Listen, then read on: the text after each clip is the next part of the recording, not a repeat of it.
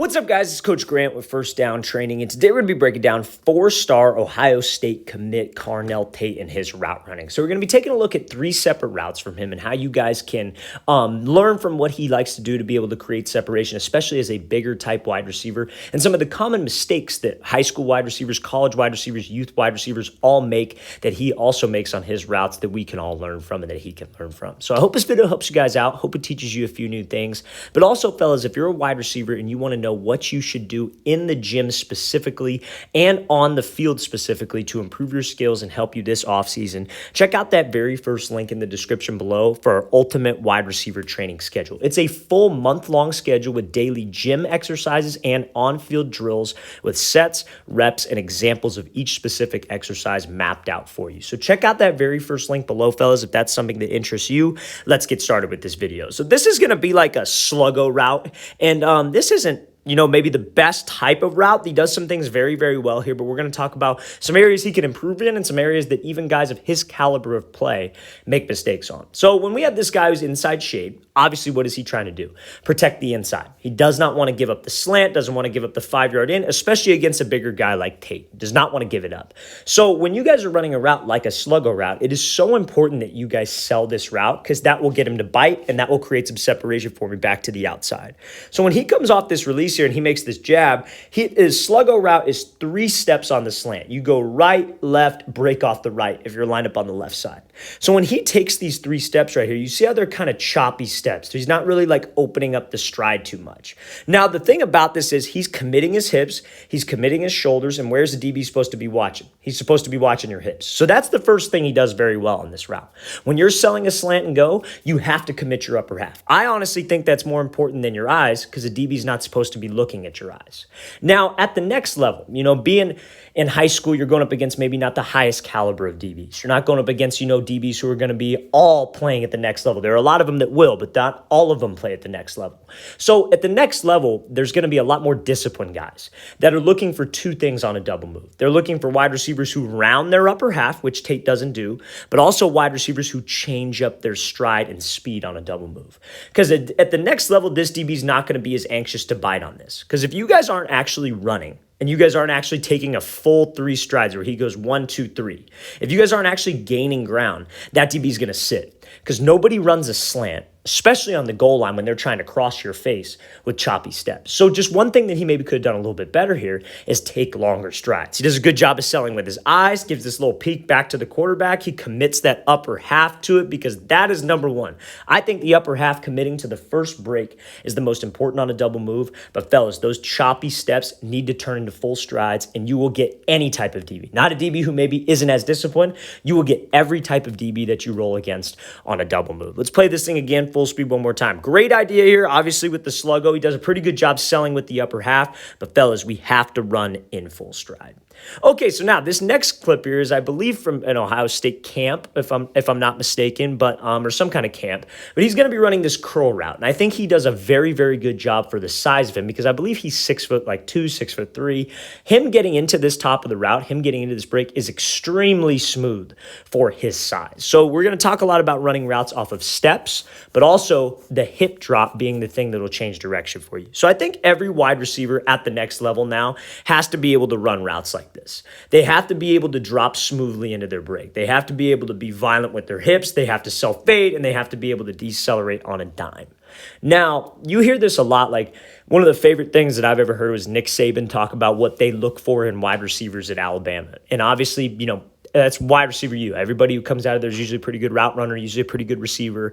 And he says they look for smoothness into the break and smoothness out of the break. And that is exactly what Tate has. Now, he gets a little bit stuck, and we're going to talk about why that happens, but we're going to talk about mainly him dropping into the route. So if you're a young wide receiver, a lot of times when you're doing drills like this with cone work, you're doing drills like, you're running routes, you're going routes versus air, everybody loves to run routes off of yardage. You want to run routes off of steps. That's how you guys can get into the smoothness that he has on this break. So this is probably like a what? This is like a 12 back to, I'd say, or maybe this is probably like 8 back to 5, 8 back to 6-yard curl. Not a deep curl, but he's breaking off of his 3rd outside step, which will take you to about 8 yards. So let's watch this thing. Let's count his steps. So when he comes off of here, that's his first outside. That's his second outside.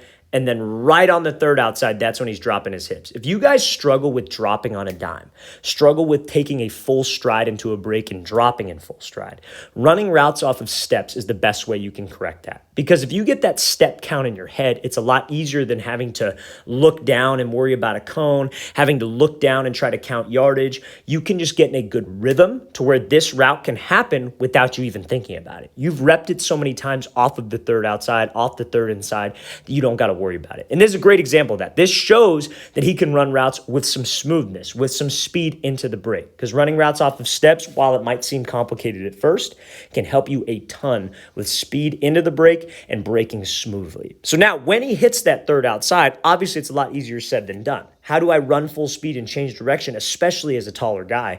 And you have to focus on dropping your hips. So right when he hits that third outside, look where that hip drop takes him. He's bringing his chin to his knee. His hips are actually dropping. This is a position of balance at the top of the break. This is where every wide receiver wants to strive for. He doesn't have his waist. He doesn't have his chest way ahead of his toes. He's not straight up in the air with his back. His chin, like somebody pulled a string, brought it straight to his knee. And his butt actually dropped down. That is how you can change direction, fellas.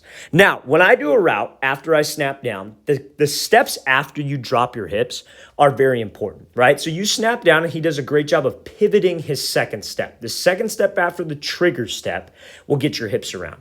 The third step hooks back around. That third step right there, I call that your drive step or your plant step. Now, you see how he got a little bit stuck at the top of the route. I'm going to play full speed real quick. You see how he gets kind of stuck and he pauses and then he gets out of it.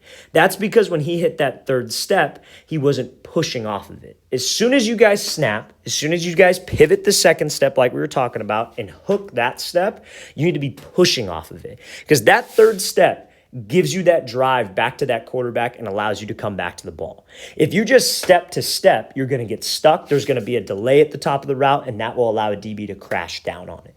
But again, right steps, he's getting out in 3 steps. There's just a slight pause, fellas, and there's always something you could get better on. The goal of this is to not just critique this guy and just show, oh, he's not doing this well, he's not doing that well. He's a very talented receiver. He's going to Ohio State. If you're going to Ohio State, you're probably very good because they don't recruit just anybody, right? So there are things in his game that he can improve on just like everybody else. There are always areas that we can get better on. And the whole point of this is to show you that if you're a younger guy and you're getting discouraged, like, oh, I don't think, receivers who are going there, going here, 5-star guys, 4-star guys, whatever, none of that matters.